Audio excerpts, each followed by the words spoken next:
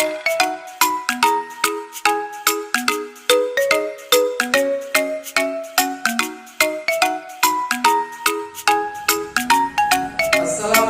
warahmatullahi wabarakatuh. Apa kabar kalian anak-anakku? Baik, alhamdulillah, luar biasa, Allahu Akbar. Anak-anakku yang Pak Guru cintai dan Pak Guru banggakan, pada hari ini kita masih belajar tema 4 subtema 1 pembelajaran yang kelima dan keenam. Nah, di pembelajaran 5 dan 6 ini nanti kalian akan belajar muatan bahasa Indonesia, kemudian muatan PPKN, dan ditutup dengan muatan MTK. Nah, Pak Guru berharap kalian tetap semangat dan selalu berdoa. Mudah-mudahan kita akan segera cepat bisa bertemu di sekolah yang kita cintai. Anak-anakku, di pembelajaran muatan bahasa Indonesia ini kita masih memahami sebuah teks tentang isi sebuah teks dan juga makna dari kosakata yang berhubungan dengan menjaga kebersihan rumah. Nah, kalian bisa perhatikan teks yang akan Pak Guru baca di belakang ini. Mari kita jaga kebersihan rumah. Banyak cara menjaga kebersihan rumah. Lantai, langit-langit, dan dinding rumah dibersihkan setiap hari. Kamar tidur harus dibersihkan dan dirapikan. Pakaian kotor harus diletakkan di tempat dan segera dicuci. Kamar mandi juga harus dikuras secara teratur. Jangan dibiarkan air tergenang karena akan menjadi sarang nyamuk. Ember tempat air jangan dibiarkan terbuka. Rumah yang baik juga harus dilengkapi dengan ventilasi dan jendela. Ventilasi berguna sebagai tempat keluar masuk udara. Jendela berguna sebagai tempat masuknya sinar ultraviolet ke dalam rumah. Cahaya yang masuk baik untuk kesehatan. Nah, dari teks tersebut kita dapat menyimpulkan, yaitu isi teks adalah bagaimana cara kita menjaga kebersihan rumah kita. Nah, di antaranya cara menjaga kebersihan rumah adalah 1. Menyapu lantai setiap pagi dan sore. Ya, pagi pas itu kita sapu, kemudian sore kita sapu lagi. Yang kedua, membersihkan langit-langit rumah dan dinding rumah setiap hari. Langit-langit rumah berarti kita sapu dengan sapu yang bergagang panjang, ya. Kadang di pojokan atas itu banyak kotoran-kotoran. Nah, itu kita harus juga sering menyapunya. Kemudian yang ketiga, membersihkan atau merapikan kamar tidur. Nah, kamar tidur ini perlu kita bersihkan. Apalagi ya, sebelum kita tidur, pertama kita sapu dengan sapu lidi yang biasa digunakan untuk kasur. Kenapa? Supaya nanti kalau kita tidur ya tidak tergigit semut lah, tidak tergatal-gatal atau dan lainnya, ya. Kemudian setelah bangun tidur juga kita rapikan, kita kembalikan, tata lagi bantal-bantalnya, kemudian gulingnya, kemudian selimutnya kita lipat, ya. Kemudian covernya atau tutup kasurnya kita rapikan kembali sehingga nanti ketika kita tidur akan merasa nyaman. Siapapun yang masuk ke kamar akan terlihat rapi, indah dilihatnya, ya. Yang selanjutnya adalah meletakkan pakaian kotor pada tempatnya dan segera mencucinya. Nah, biasanya kalau di rumah itu ada tempat sudah disediakan oleh orang tua kita, tempat pakaian kotor. Jadi kalau kita ganti baju dari kamar mandi atau habis main, kita harus masukkan ke dalam pakaian kotor. Jangan dilempar ke kursi, jangan dilempar lagi ditaruh di depan kamar mandi. Nanti akan berantakan dan tidak enak untuk dilihat. Nah, selanjutnya yang kelima adalah menguras bak mandi secara teratur. Nah, itu kalau di rumah ada bak mandi, paling tidak seminggu sekali harus dikuras. Ya, kenapa? Supaya bak mandi itu bebas dari jentik-jentik nyamuk. Nah, yang kelima, menutup ember tempat air.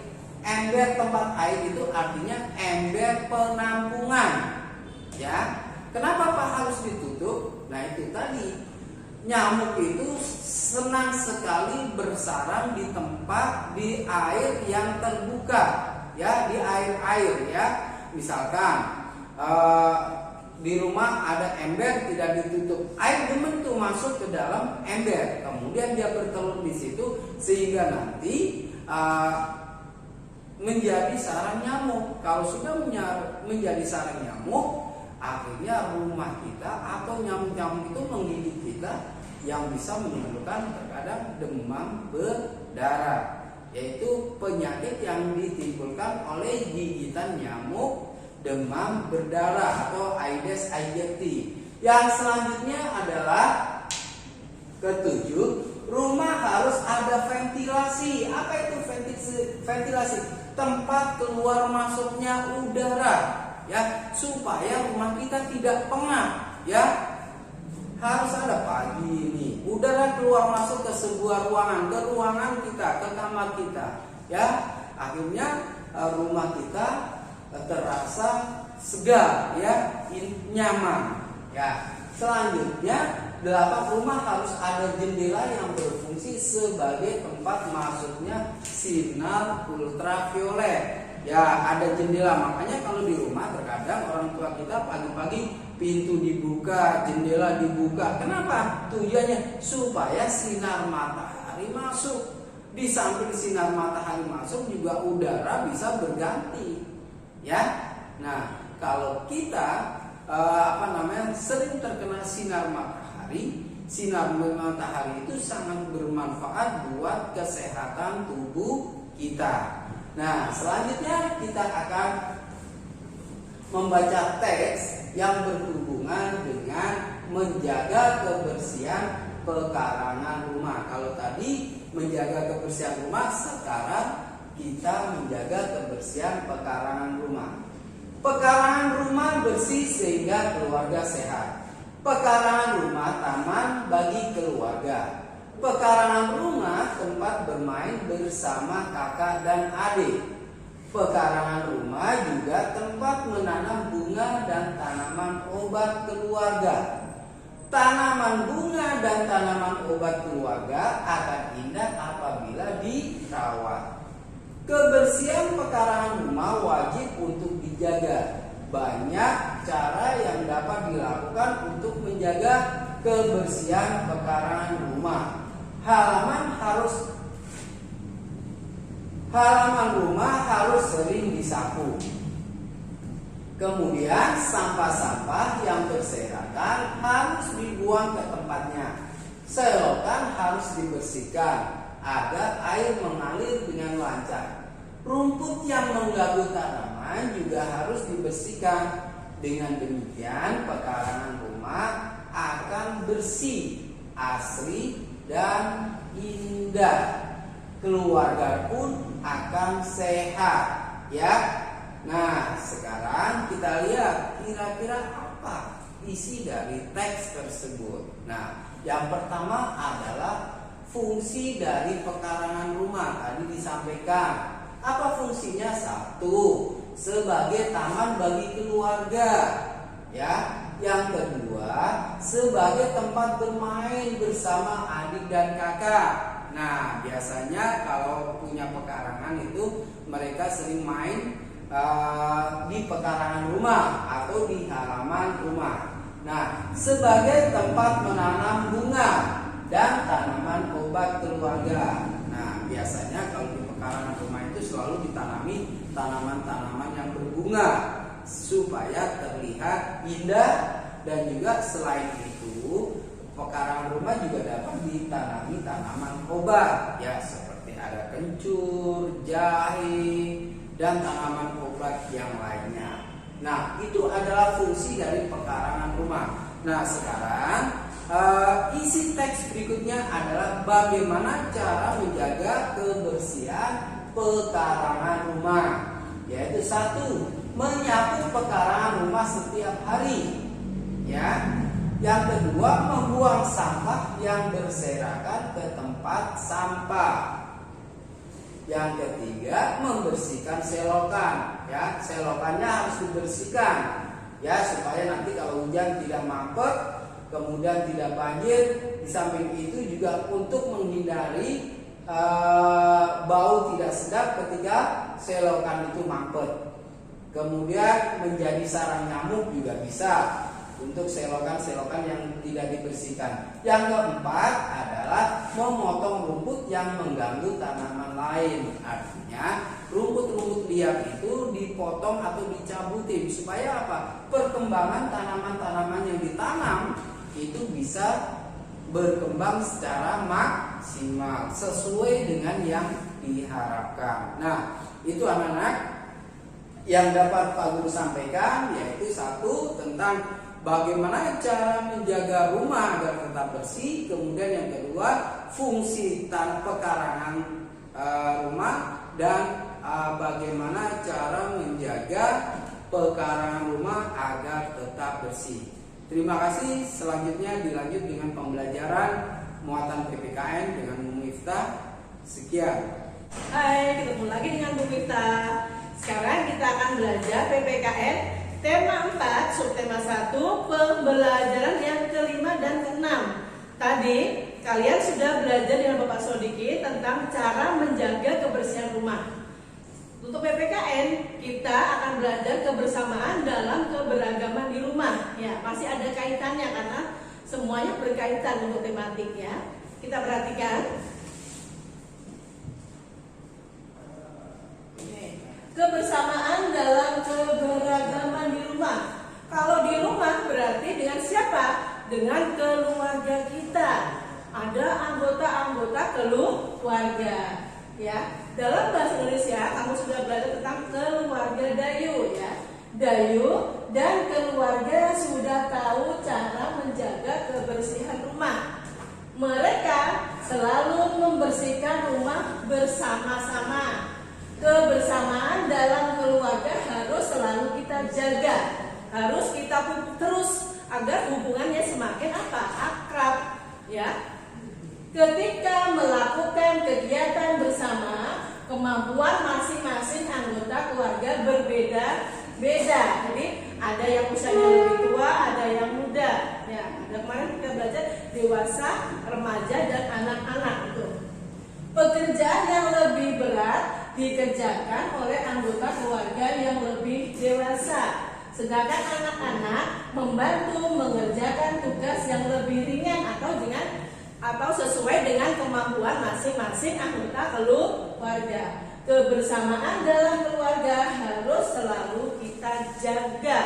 Artinya sudah menjadi kebiasaan. Berikutnya, amati gambar kebersamaan Dayu dengan keluarga.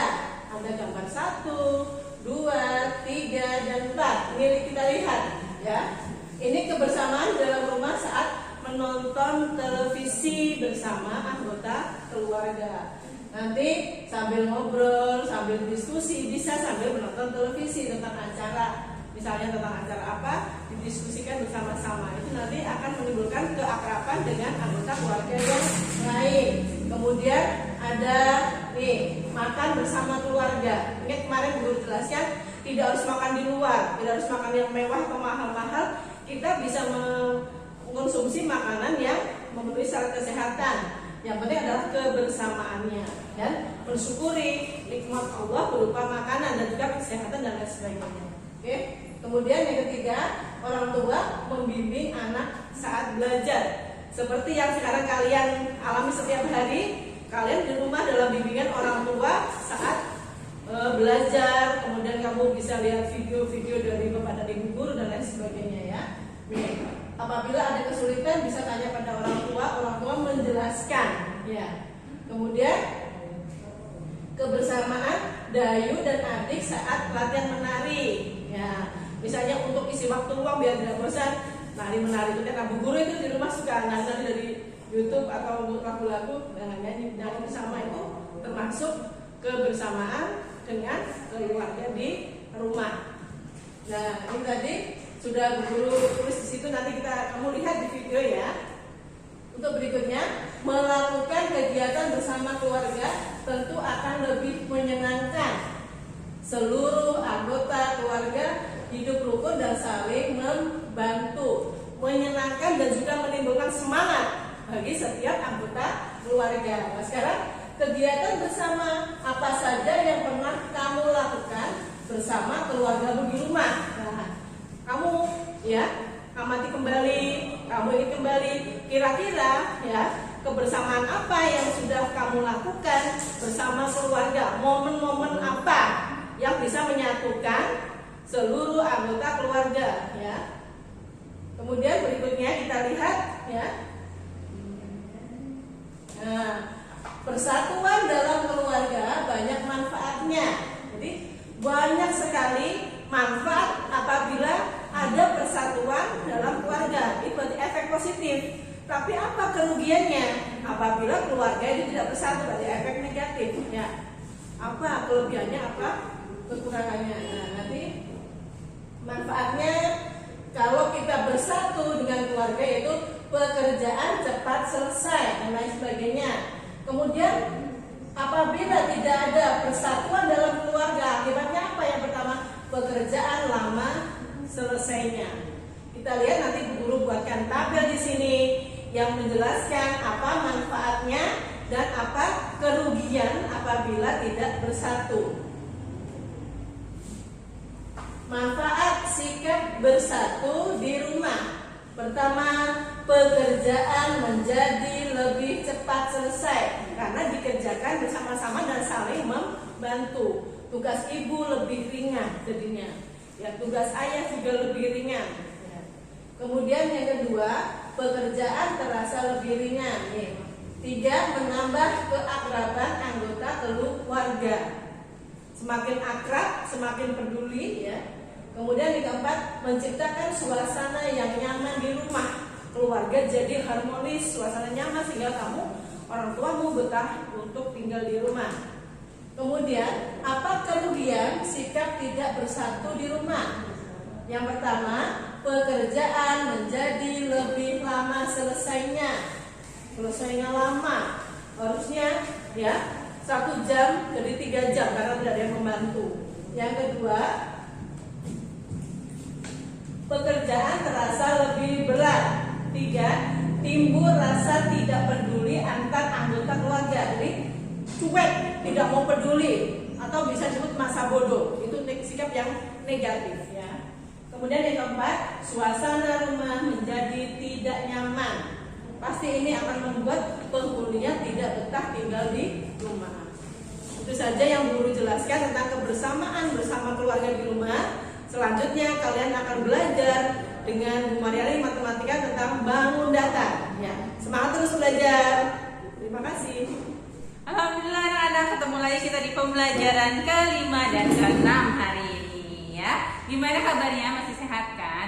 Alhamdulillah tadi di awal kalian sudah belajar bahasa Indonesia ya. Di bahasa Indonesia tadi kalian belajar tentang cara menjaga kebersihan.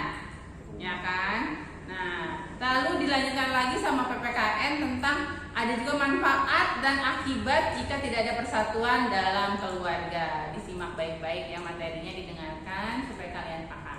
Nah, sekarang di pembelajaran 5 dan 6 ini matematika kita akan membahas masih tentang sisi, sudut, dan titik sudut. Masih ingat kan ya anak-anak ya, apa itu sisi, apa itu sudut, dan apa itu titik sudut. Nah, sekarang kita akan membahas bukan segi 4, bukan persegi panjang, bukan segitiga, tapi yang akan kita bahas adalah segi banyak.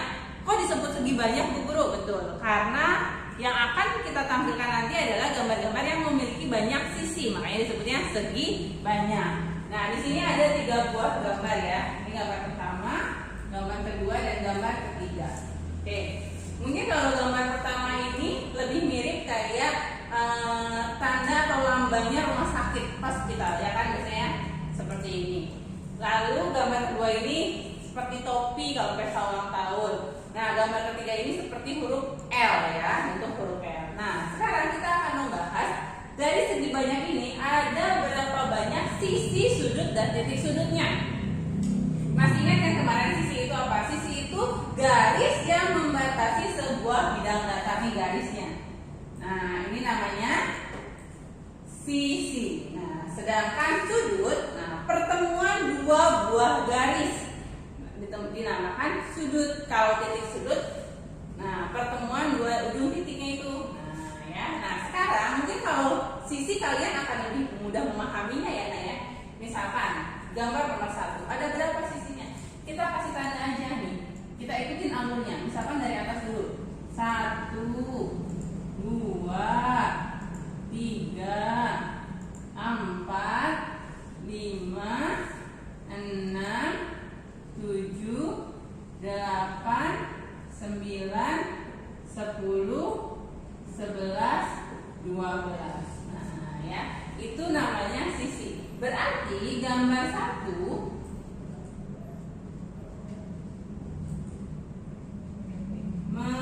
memiliki berapa sisinya tadi?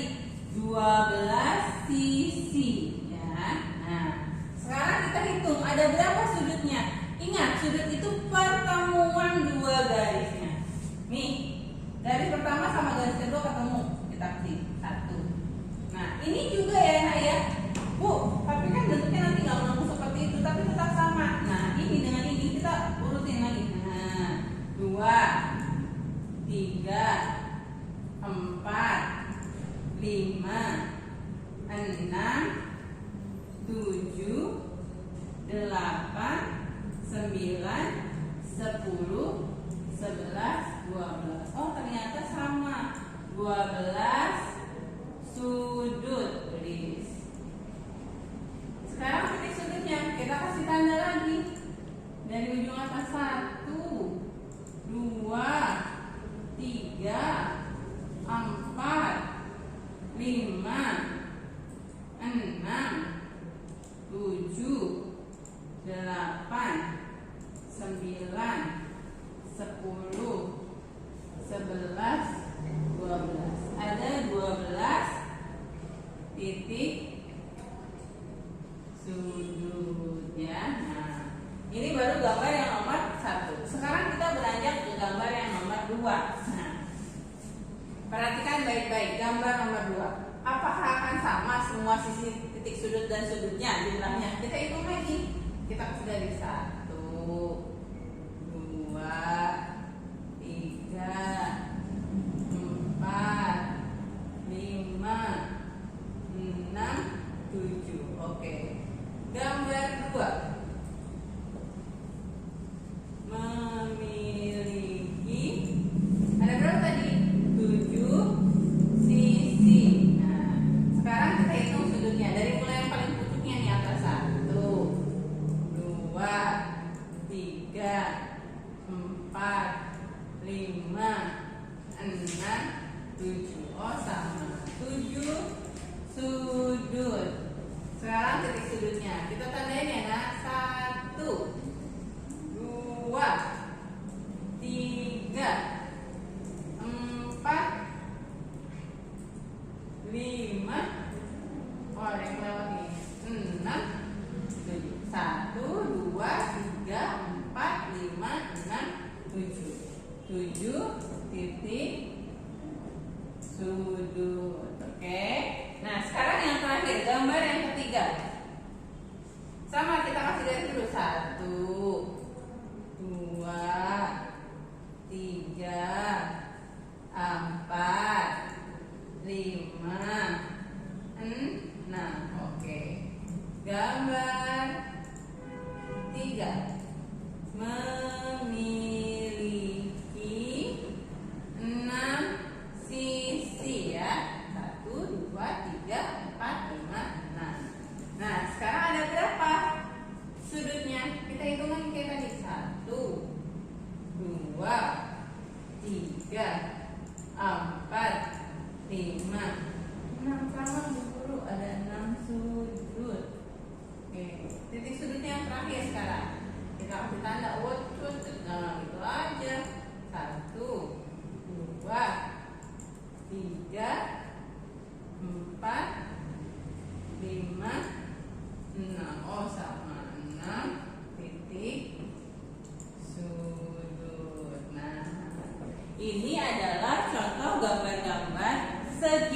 banyak. Kenapa disebut segi banyak? Karena dia memiliki lebih dari 4 buah sisi, maka disebutnya segi banyak. Tapi segi banyak juga ada namanya, misalkan ada heksagonal, ya, ada segi 6, ada segi 5, dan seterusnya. Nah, jadi kalau yang banyak sekali kita sebutnya segi banyak aja cukup. Nah, jadi kalian kalau perhatikan, jadi walaupun dia bentuknya sudutnya lebih besar, tapi itu tetap sudut ya, nah, karena dia pertemuan dua buah garis seperti itu. Nah, sampai di sini dulu kita belajarnya. Kalian silahkan kerjakan tugas yang ada di buku kalian. Dihitung baik-baik setiap sisi, sudut, dan titik sudutnya. Lalu kalian tuliskan jumlahnya ada berapa. Jangan sampai salah hitung. Akan lebih baik lagi kalau diberi tanda seperti ini. Jadi kalau misalkan boleh kalian pakai pensil warna, misalkan, oh aku mau garis sini pakai warna kuning. Kalau bikin sudut aku mau pakai warna merah. Terus titik sudutnya mau pakai warna hijau. Nah, jadi kelihatan yang mana sisi, mana sudut, dan mana titik sudut seperti itu. Oke, sampai di sini dulu pembelajaran kita di subtema 1. Nanti insya Allah besok kita lanjutkan lagi di subtema kedua. Oke, jangan lupa tetap jaga kesehatan, sholatnya yang rajin ya, sholat 5 waktu, mengaji, beribadah, beramal soleh ya anak-anak ya. Lalu banyak-banyak membantu orang tua di rumah. Selain itu juga kalian harus melaksanakan 3M ya. Memakai masker, mencuci tangan, dan menjaga jarak. Nah, seperti biasa Bu Mar di akhir selalu mengingatkan untuk kalian yang punya adik, saudara, tetangga, sepupu atau apapun itu yang memang berusia 6 tahun dan mau masuk sekolah SD, boleh atau hayu segera daftarkan ke SD Pelita karena akan ada potongan untuk 50 pendaftar pertama ya. Jadi untuk 50 orang pendaftar pertama akan mendapatkan potongan. Kalau yang mau tahu lebih lanjut silahkan cek di websitenya nih di bawah ya. Nah ya, kalian bisa cek di situ apa aja persyaratannya dan sebagainya. Oke, sampai ketemu lagi di subtema kedua. Assalamualaikum warahmatullahi wabarakatuh.